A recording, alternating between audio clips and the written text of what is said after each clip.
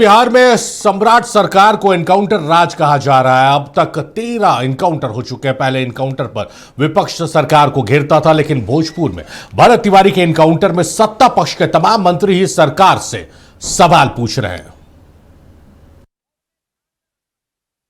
भोजपुर में भरत तिवारी एनकाउंटर का मामला अब देश की सबसे बड़ी अदालत तक पहुंच गई है। सुप्रीम कोर्ट ने इस मामले में तुरंत सुनवाई से इनकार करते हुए याचिकाकर्ता को सुप्रीम कोर्ट के रजिस्ट्रार के सामने मेंशन करने का निर्देश दिया है।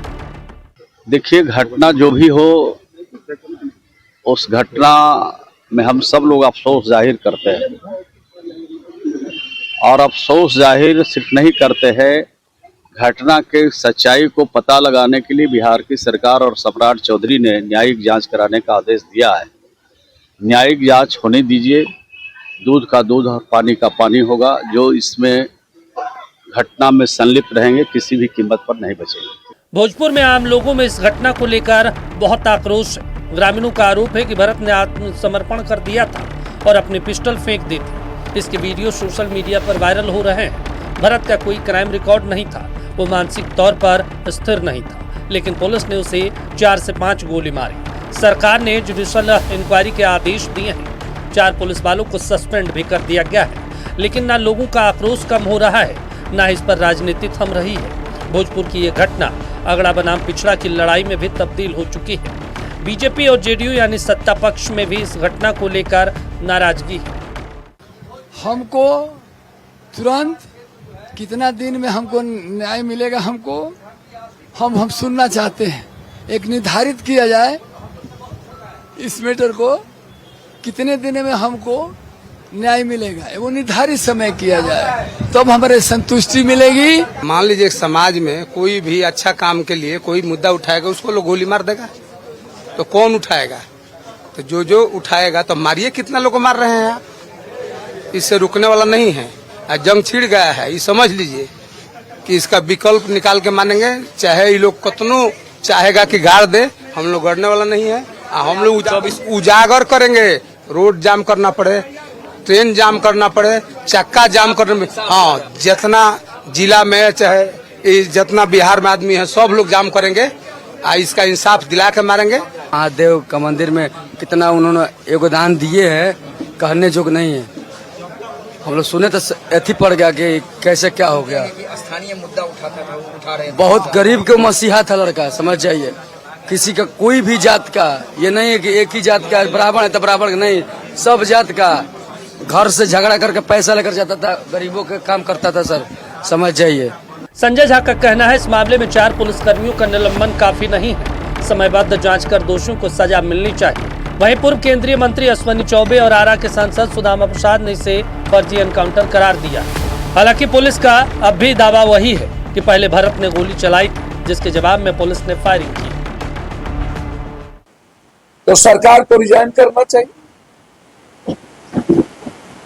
बगैर सरकार के इशारे पर बलि का बकरा आप किसको बना रहे हैं? सरकार के बगैर, हेडक्वार्टर के बगैर ये एनकाउंटर नहीं हो सकता। ये मोबाइल से जांच करनी चाहिए कि हेडक्वार्टर से कौन कौन वहां के एसपी और डीएसपी के संपर्क में,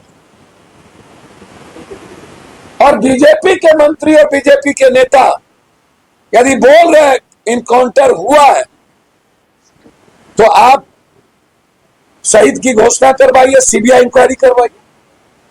बिहार के एडीजी लॉ एंड ऑर्डर ने एक प्रेस कॉन्फ्रेंस में कबूल किया है कि भोजपुर एनकाउंटर में पुलिस से लापरवाही हुई है। उन्होंने कहा इसी कारण से एक एसएचओ, 2 सब इंस्पेक्टर, 1 एसआई और 1 कांस्टेबल को सस्पेंड किया गया है। इस मामले में लापरवाही जो है इस परिप्रेक्ष्य में सामने आई है कि जब पहली बार वो 16 तारीख को हमारे पदाधिकारी वहां गए थे, तो उसमें जो अभियुक्त था उसको उन्होंने ठीक से हैंडल नहीं किया, टाइमली उसको नियंत्रण में नहीं ला सके और उसका वीडियो वगैरह वायरल हुआ। इस आरोप में 1 एसएचओ, 2 सब इंस्पेक्टर, 1 एएसआई और 1 कांस्टेबल जो थाना से गए थे, उनको सस्पेंड किया गया है।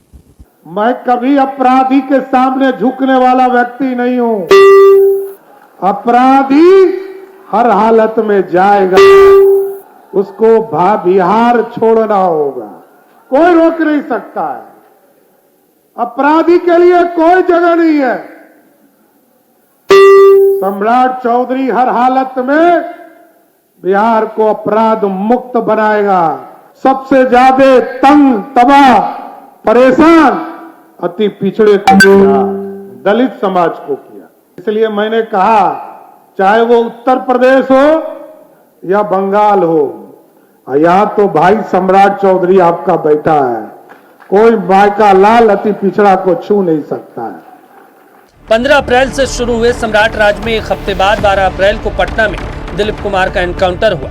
25 अप्रैल को नवादा में नामी और इनामी बदमाश टिंकू यादव और 29 अप्रैल को रामधनी यादव के एनकाउंटर से जहां आम लोगों को राहत मिली, वहीं पुलिस को सराहना भी मिली।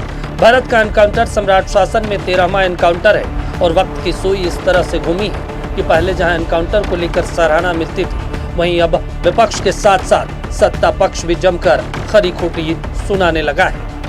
एक बड़ा फैसला कह सकते हैं होने जा रहा है कि आखिर होगा तो क्या होगा। निश्चित तौर पर यह अपने आप में बहुत महत्वपूर्ण है कि किस तरीके से ये पूरा मामला हुआ, क्योंकि लोगों का कहना है कि अगर सड़क जाम करते हैं तो एफआईआर होता है। पुलिस, उनके पिता का कहना है कि हमें धमकियां भी मिल रही हैं। एक बड़ा महत्वपूर्ण सवाल है कि आखिर लोगों का कहना है कि भरत तिवारी को इंसाफ मिलेगा तो कब से मिलेगा। लेकिन निश्चित तौर पर यह बहुत महत्वपूर्ण है और देखना होगा कि 24 तारीख को एक महापंचायत बुलाई गई है, उस पंचायत में क्या फैसला हो पाता है। अपने सहयोगी राजेश के साथ ग्राउंड जीरो से मरगूब आलम, नक्षत्र news, Patna. State head Marghoob आलम ग्राउंड जीरो पर पहुंचे हुए हैं और सीधे उनका रुख करते, उनसे मुखातिब होते हैं और ज्यादा जानने समझने की कोशिश करते हैं। मरगूब, लगा योगी मॉडल आ जाएगा। इनकाउंटर जब हो रहे थे तो वाहवाहियां हो रही थी तमाम तरफ से, बुलडोजर की कार्रवाइयां हो रही थी। योगी मॉडल बिहार में, योगी मॉडल बिहार में, हर दूसरे नेता के बयानों में ये शब्द आते थे। लेकिन जिस तरह से भोजपुर में इनकाउंटर हुआ है और उसके बाद से भरत तिवारी का, उसके बाद से विपक्ष छोड़िए, अब सत्ता में शामिल जो लोग हैं, मंत्री हैं, वो भी अपनी सरकार को कटघरे में खड़ा कर रहे हैं। क्या इस पूरे मामले में लीपापोती की जा रही है या एक्चुअल जांच की जा रही है? क्योंकि 4-5 पुलिसकर्मियों को सस्पेंड कर दिया गया है।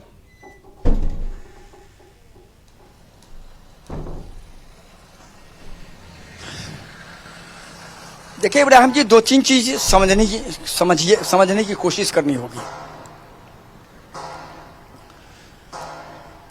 जब ये इनकाउंटर हुआ उसके बाद सबसे पहले कौन ऐसा बीजेपी का मंत्री या नेता जिसने आवाज उठाई?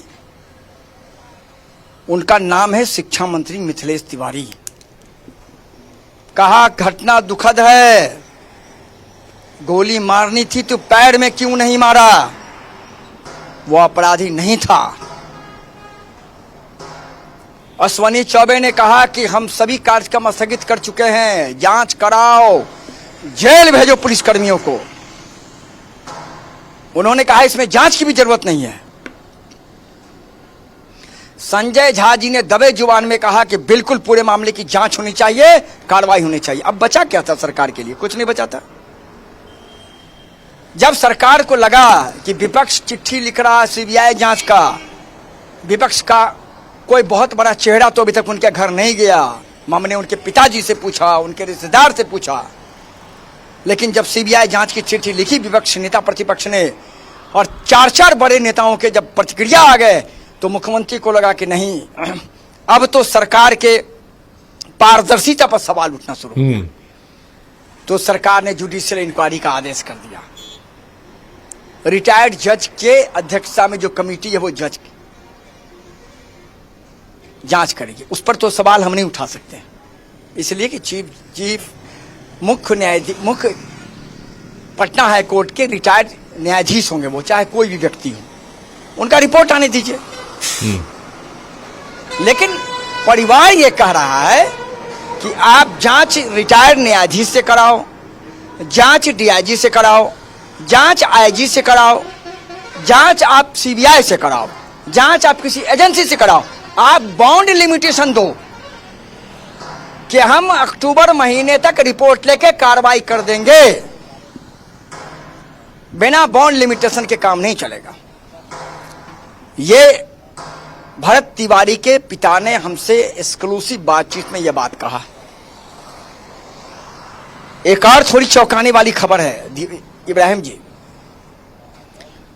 भरत तिवारी के माता पिता ने यह घोषणा किया है कि जब तक इंसाफ नहीं होगा तब तक हम उसका श्राद्ध कर्म नहीं करेंगे। ये मामूली घोषणा नहीं है इब्राहिम जी। 24 तारीख को साहबाबाद के पूरे इलाके के लोग महापंचायत करने जा रहे हैं। भरत तिवारी के गांव से 1 किलोमीटर की दूरी पर वहां फैसला होगा कि आगे हमारा स्टेप क्या होगा। सरकार को इस पर भी नजर रहेगी। लेकिन अभी एडीजी ने क्या कहा? एडीजी साहब ने कहा, इनकाउंटर पर उन्होंने ही कुछ कहा। उन्होंने कहा पुलिस 16 तारीख के मामले को हैंडल नहीं कर सकी। अगर हैंडल कर लेती तो ये नौबत नहीं आती। माने होता है ना कि आप बहुत स्पीड चल रहे हैं तो आप थोड़ा जल्दी पहुंच गए, कम स्पीड चल रहे हैं तो थोड़ा लेट में पहुंचेगा। तो मुख्यालय इसी बात पे चल रहा है, थोड़ा धीरे धीरे अपने आप को खोल रहा है।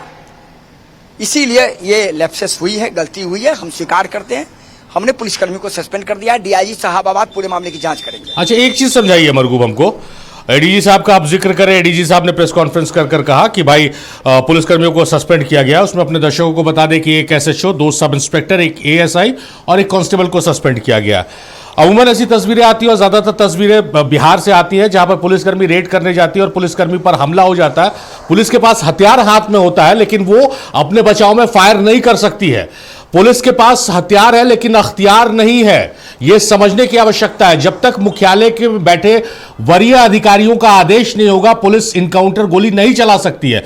तो क्या माना जाए मरगूब की बड़े अधिकारियों ने इन एसएचओ, सब इंस्पेक्टर, एएसआई और हवलदार जो है इनकी बलि चढ़ा दी इस पूरे मामले में? देखिए इब्राहिम जी, दो चीज समझिए। जब मैं आज उस ग्राउंड जीरो पर गया जहां आमने सामने हुआ भरत तिवारी का और पुलिस का, जो घटनास्थल जहां गोली मारी गई उस स्पॉट को हमने देखा और वहां जो प्रत्यक्षदर्शी मिले उसने जो कहा वो बहुत चौंकाने वाला। कहा कि उसने रिवाल्वर फेंक दिया, उसके बाद पुलिसकर्मियों ने उसे पकड़ा और पकड़ के इसी जगह पर गोली मारी, फिर उसे उठाकर लेकर चले गए। तो सवाल यह है, अमूमन आप उठा करके देखिए ना, बड़ा से बड़ा कांड, बड़ा से बड़ा घटना देखिए। एसएचओ के नीचे सभी लोग नप जाते हैं। आपने डीएसपी को देखा सस्पेंड होते हैं? नहीं देखा होगा ना, नहीं देखा होगा। आपने एसपी पे कार्रवाई होते देखा है? नहीं देखा होगा। तो लोगों ने सवाल उठाया, राजनीति की टीकाकार सवाल उठा रहे कि इनकाउंटर के बाद कई आईपीएस अधिकारियों का तबादला, कई जिले के एसपी बदले गए, आपने आरा के एसपी का तबादला क्यों नहीं किया? वो सरकार का विशेष अधिकार है निश्चित तौर पर, लेकिन लोग सवाल उठा रहे हैं।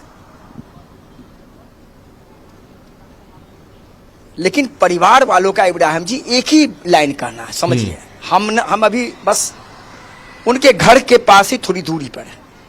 मैं 4 घंटे वहां रहा। मैंने एक हर स्तर से हमने उस स्टोरी को खंगालने की कोशिश की और जिस जगह पर यह घटना हुआ वहां बगल में एक छोटा गांव बसा हुआ, कुछ घर हैं, उसी गांव को घर बसाने में भरत तिवारी का लगातार प्रशासन से कहा जा रहा था कि तू मैं की स्थिति थी और वो भरत तिवारी का ही बसाया हुआ जगह है। वहां लाइन उसने लगवाया। लोग कहते हैं कि वो गरीबों का मसीहा था, वहां के जो लोग कह रहे हैं। लोगों ने यह भी कहा इब्राहिम जी कि अगर उसने रिवाल्वर फेंक दिया तो आपने गोलियां क्यों मारी? और मंत्री ने जो कहा कि अरे भाई गोली क्यों मारना था, अगर लग रहा था कि नहीं हम पर फायर कर देगा तो पैर में मारते, गोली बच जाता। तो 2 स्तर पर जांच है। एक पीआईएल अभी सुप्रीम कोर्ट में माननीय न्यायालय ने आज कहा है कि रजिस्ट्रार के हम मेंशन कीजिए, हम उस पूरे मामले को देखेंगे। हमें लग रहा है 2-3 दिन में वो मेंशन होकर आएगा तो माननीय न्यायालय देखेंगे। सुप्रीम कोर्ट, स्वाभाविक बात है, सो रहता तो सुप्रीम कोर्ट याचिका खारिज कर माननीय न्यायालय कर देती। माननीय न्यायालय ने गंभीरता देखा याचिका की, कहा मेंशन कीजिए, हम पूरे मामले को सुनेंगे। एक दूसरा, रिटायर्ड जज की अध्यक्षता में जो कमेटी है वो अभी नोटिफिकेशन नहीं हुआ, हमें लगता हो जाएगा, वो जांच करेगी। और तीसरा, शाहाबाद के डीआईजी को जांच की जिम्मेदारी दी गई, देखना है क्या रिपोर्ट आ पाती है। लेकिन परिवार का एक ही इल्तिजा है देश के प्रधानमंत्री से, जो हमसे वहां की बाकी बातचीत हुई, बिहार के मुख्यमंत्री से और बिहार के पूर्व मुख्यमंत्री नीतीश कुमार से, कि हमारे बेटे को जिसने मारा है, ये उनका कहना है, आप जांच करा करके उन्हें आप सजा दिलाने की घोषणा करें या उनके खिलाफ कानून। चलिए, मुद्दा इतना बड़ा हो गया, अब लगता है उम्मीद की जानी चाहिए कि एसएचओ, थाना प्रभारी, एएसआई, कांस्टेबल ही सिर्फ नहीं नपेंगे। जिस दिन ये घटना हुई है उस गांव में जाने की इजाजत एसटीएफ और जिला प्रशासन को, जिला पुलिस को किसने दी थी और किसके आदेश से गोली चली है, ये तमाम लोग नपेंगे और तमाम लोगों के खिलाफ कार्रवाई होगी, तभी पता चलेगा कि सच में इंसाफ हुआ है। चलिए, बहुत शुक्रिया आपका मरगूब, तमाम बातचीत, तमाम जानकारियों के लिए। तो